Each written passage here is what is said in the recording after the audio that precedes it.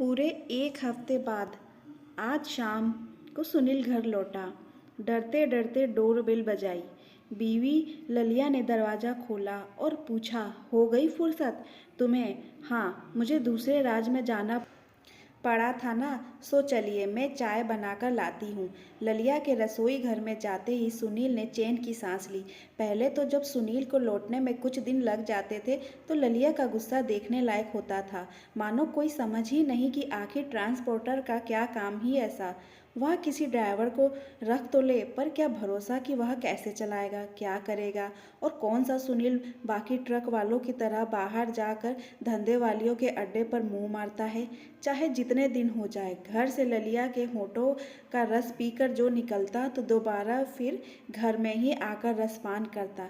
लेकिन कौन समझाए ललिया को, वह तो इधर 2-4 बार से इसकी आदत कुछ कुछ सुधरी हुई है। तुनकती तो है लेकिन प्यार दिखाते हुए। चाय पीते समय भी सुनील को घबराहट हो रही थी, क्या पता कब माथा सनक उठे। माहौल को हल्का बनाने के लिए सुनील ने पूछा, आज खाने में क्या बना रही हो? लिट्टी चोखा। अरे वाह, लिट्टी चोखा बहुत बढ़िया। तब तो हाँ, तुम्हारा मनपसंद जो है। अरे हाँ, लेकिन इससे भी ज़्यादा मनपसंद तो सुनील ने शरारत से ललिया को आंख मारी। हाँ हाँ, वह तो मेरा भी है, ललिया ने इठलाते हुए कहा और रसोई घर में चली गई। खाना खाते समय भी बार बार सुनील की नज़र ललिया की छाती पर चली जाती। रह रह कर ललिया के हिस्से से जूठी लिट्टी के टुकड़े उठा लेता, जबकि दोनों एक ही थाली में खा रहे थे। अरे, तुम्हारी तरफ इतना सारा रखा हुआ है तो मेरा वाला क्यों ले रहे हो? तुमने दांतों से काट कर इसको और चटपटा जो बना दिया है। हटो, खाना खाओ पहले अपना ठीक से, बहुत मेहनत करनी है आगे। ललिया भी पूरे जोश में थी। दोनों ने भर पेट खाना खाया।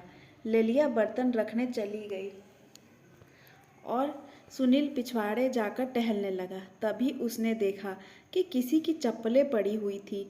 ये कुत्ते भी क्या क्या उठा कर ले आते हैं।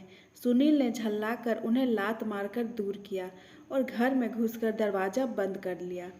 सुनील बेडरूम में पहुंचा तो ललिया टेलीविज़न देखती मिली। वह मच्छरदानी लगाने लगा। दूध पिएंगे? ललिया ने पूछा। तो और क्या, बिना पिए ही रह जाएंगे? सुनील भी तपाक से बोला। ललिया ने सुनील का भाव समझकर उसे एक चपत लगाई और बोली, मैं भैंस के दूध की बात कर रही हूँ। ना ना, वह नहीं, मेरा पेट लिट्टी चोखा से भर गया है, सुनील ने कहा। चलो तो फिर सोया जाए। ललिया टेलीविज़न बंद कर मच्छरदानी में आ गई। बत्ती तक बुझाने का किसी को होश नहीं रहा। कमरे का दरवाज़ा भी खुला रह गया, जैसे उनको देख देख कर शर्मा रहा था। वैसे भी घर में उन दोनों के अलावा कोई रहता नहीं था। सुबह 7 बजे सुनील की आंखें खुली तो देखा कि ललिया बिस्तर के पास खड़ी कपड़े पहन रही थी। एक बार गले तो लग जाओ, सुनील ने नींद भरी आवाज़ में कहा। बाद में लग लेना, जरा जल्दी है मुझे बाथरूम जाने की। कहते हुए ललिया जैसे तैसे अपने बालों का जूड़ा बांधते हुए वहाँ से भाग गई। सुनील ने करवट बदली तो ललिया के अंदरूनी कपड़ों पर हाथ पड़ गया। ललिया के अंदरूनी कपड़ों की महक सुनील को मदमस्त कर रही थी। सुनील ललिया के लौटने का इंतज़ार करने लगा। तभी उसकी नज़र ललिया की पैंटी पर बने किसी दाग पर गई। उसका माथा अचानक से ठनक उठा। यह दाग तो सुनील की सारी नींद झटके से गायब हो चुकी थी। वह हड़बड़ाकर उठा और ध्यान से देखने लगा। पूरी पैंटी पर कई जगह वैसे निशान थे। ब्रा का मुआयना किया तो उसका भी वही हाल था। कल रात तो मैंने इनका कोई इस्तेमाल नहीं किया, जो भी करना था सब तौलिए से। फिर ये सुनील का मन खट्टा होने लगा। क्या उसके पीछे ललिया के पास कोई, क्या यही वजह है कि अब ललिया उसके कई दिनों बाद घर आने पर झगड़ा नहीं करती? नहीं नहीं, ऐसे ही अपनी प्यारी बीवी पर शक करना सही नहीं है। पहले जांच कर लो की जाए कि ये दाग किस चीज़ के हैं। सुनील ने पैंटी को अपने बैग में छिपा दिया। तभी ललिया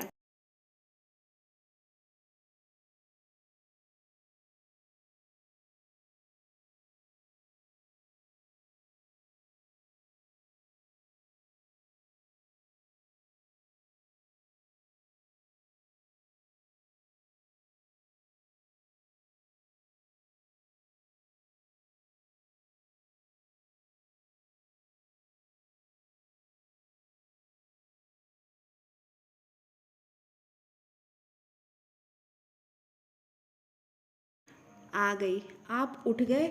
मुझे देर लग गई थोड़ी। कोई बात नहीं, कहकर सुनील बाथरूम में चला गया। जब वह लौटा तो देखा कि ललिया कुछ ढूंढ रही थी। क्या देख रही हो? मेरी पैंटी ना जाने कहाँ गायब हो गई।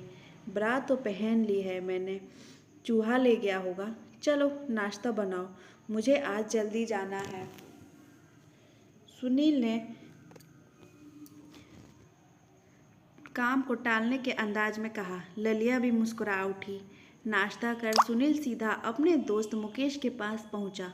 उसकी पैथोलॉजी की लैब थी। सुनील ने मुकेश को सारी बात बताई। उसकी सांसें घबराहट के मारे तेज होती जा रही थी।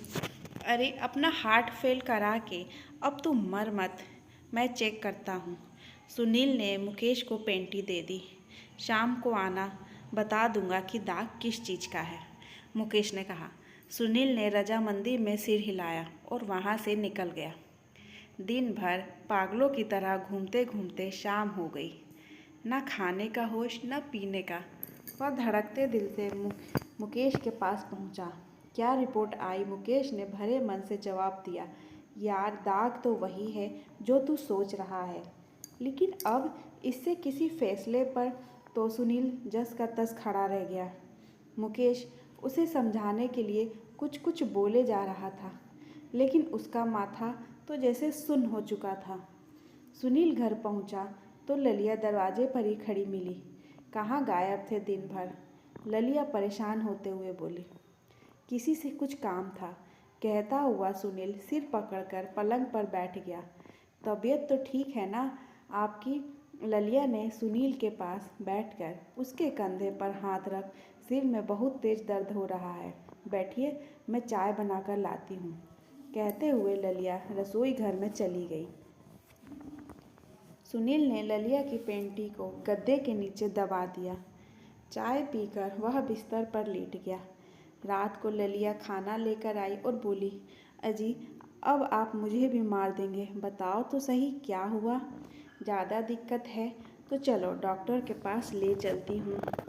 कुछ बात नहीं, बस एक बहुत बड़े नुकसान का डर सता रहा है, कहकर सुनील खाना खाने लगा।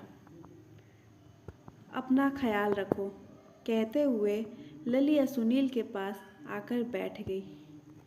सुनील सोच रहा था कि ललिया का जो रूप अभी उसके सामने है वह उसकी सच्चाई या जो आज पता चली है वह है। खाना खत्म कर वह छत पर चला गया। ललिया नीचे खाना खाते हुए आंगन में बैठी उसी को देख रही थी।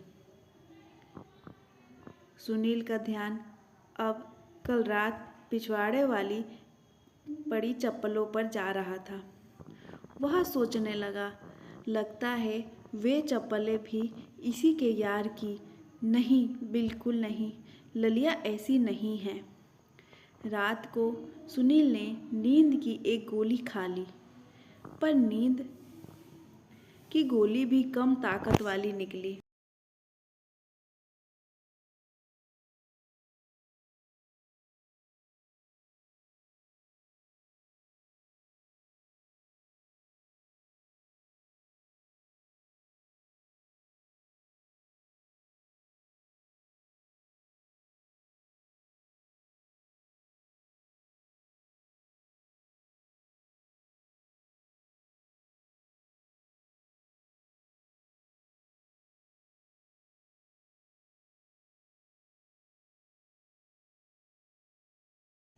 सुनील को खीज सी होने लगी।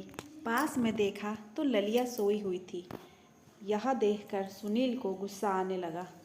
मैं जान दे देकर इसके सुख के लिए पागलों की तरह मेहनत करता हूँ, और यह अपना जिस्म किसी और को कहकर वह उस पर चढ़ गया। ललिया की नींद तब खुली जब उसको अपने बदन के निचले हिस्से पर जोर महसूस होने लगा। अरे जगा देते मुझे, ललिया ने उठते ही उसको सहयोग करना शुरू किया, लेकिन सुनील तो अपने ही धुन में था। कुछ ही देर में दोनों एक दूसरे के बगल में बेसुध लेटे हुए थे। ललिया ने अपनी समीज उठाकर ओढ़ ली। सुनील ने जैसे ही उसको ऐसा करते देखा मानो उस पर भूत सा सवार हो गया। वह झटके से उठा और समीज को खींचकर बिस्तर के नीचे फेंक दिया और फिर से उसके ऊपर आ गया। ओहो, सारी टेंशन मुझ पर ही उतारेंगे क्या? ललिया आहें भरते हुए बोली। सुनील के मन में पल रही नाइंसाफ़ी की भावना ने गुस्से का रूप ले लिया था। ललिया को छुटकारा तब मिला जब सुनील थक कर चूर हो गया। गला तो ललिया का भी सूखने लगा था, लेकिन वह जानती थी कि उसका पति किसी बात से परेशान है।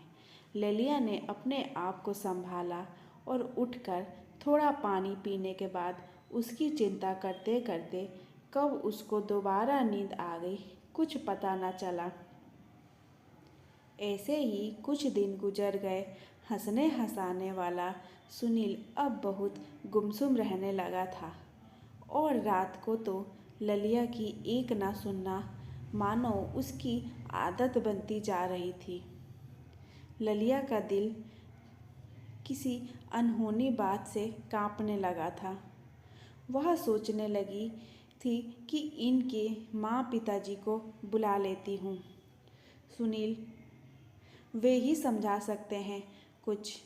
एक दिन ललिया बाजार गई हुई थी। सुनील छत पर टहल रहा था। शाम होने को थी, बादल घिर आए थे। मन में आया कि फ़ोन लगाकर ललिया से कहे कि जल्दी घर लौट आए, लेकिन फिर मन उचट गया। थोड़ी देर सुनील ने सोचा, कपड़े ही ले आता हूँ, छत से सूख गए होंगे।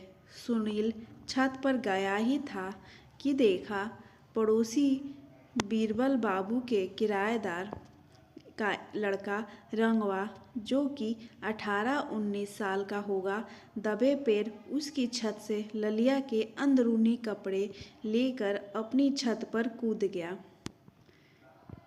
शायद उसे पता नहीं था कि घर में कोई है, क्योंकि ललिया उसके सामने बाहर गई थी। यह देखकर सुनील चौंक गया। उसने पूरी बात का पता लगाने का निश्चय किया। वह भी धीरे से उसकी छत पर उतरा और सीढ़ियों से नीचे आया। नीचे आते ही उसको एक कमरे से कुछ आवाज़ें सुनाई दी।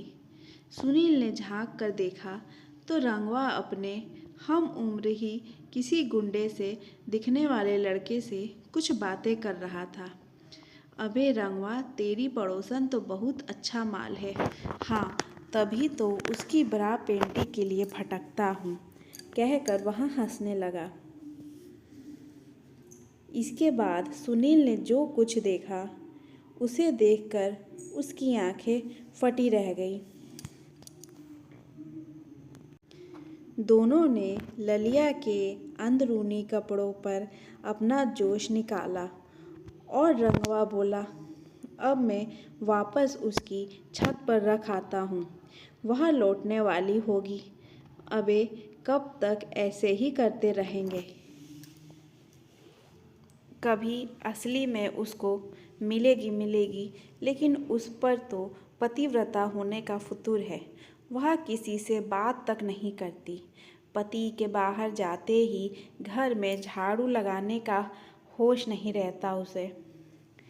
ना ही बाल संवारती है वह। कभी दबोचेंगे रात में उसे, रंगवा कहते हुए कमरे से बाहर आने लगा।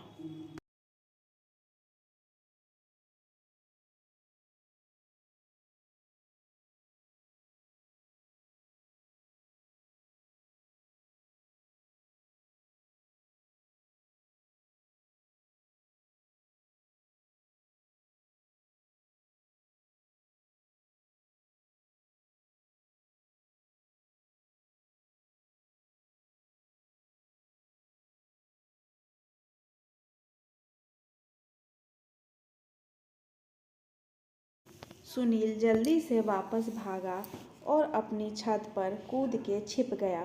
रंगवा भी पीछे से आया और उन गंदे किए कपड़ों को वापस तार पर डालकर भाग गया।